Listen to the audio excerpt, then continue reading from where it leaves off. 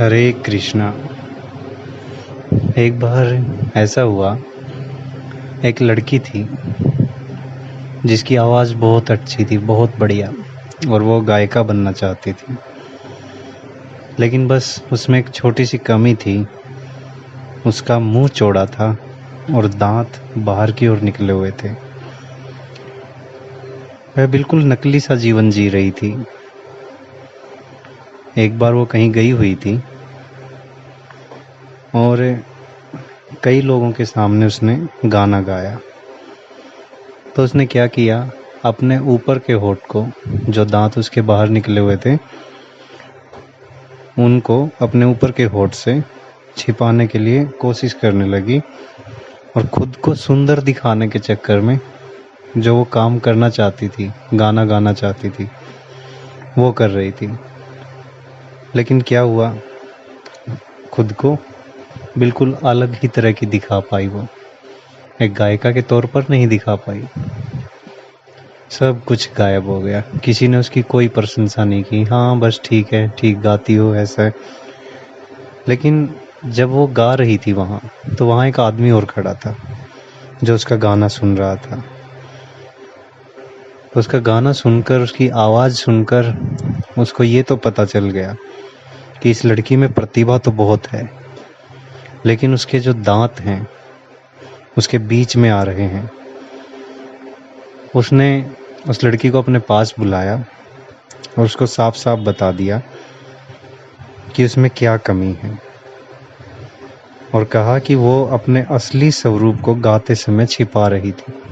जो वो खुद थी, जैसी थी, उसको छिपा रही थी। लड़की अपनी कमी को किसी और के मुंह से जानकर शर्मा गई। परंतु इस आदमी ने आगे कहना शुरू किया कि क्या दांतों का बाहर होना कोई जुर्म की बात है क्या? इससे कोई गुनाह होता है? किसी के दांत बाहर आ गए, बड़े हो गए, तो इससे क्या गुनाह हो गया? कोई फर्क नहीं पड़ता।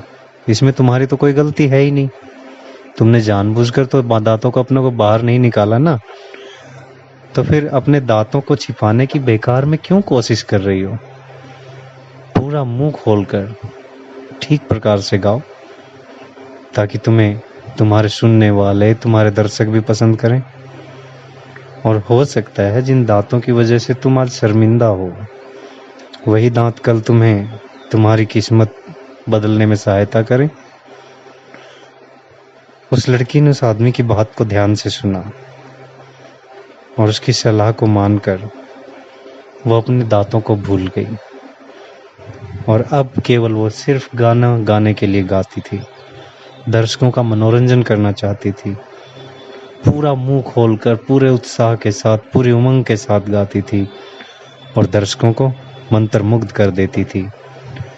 एक टाइम ऐसा भी आया कि वो फिल्मों में सबसे बड़ी गायिका बनी और दूसरे जो कॉमेडियन थे उसकी नकल करने की कोशिश करने लगते। ऐसा सिर्फ इसलिए हुआ क्योंकि वो अपने आप को, खुद को पहचान पाई, अपने असली स्वरूप को पहचान पाई। अगर वो खुद को नहीं पहचान पाती तो वो कभी भी अच्छा नहीं गा पाती।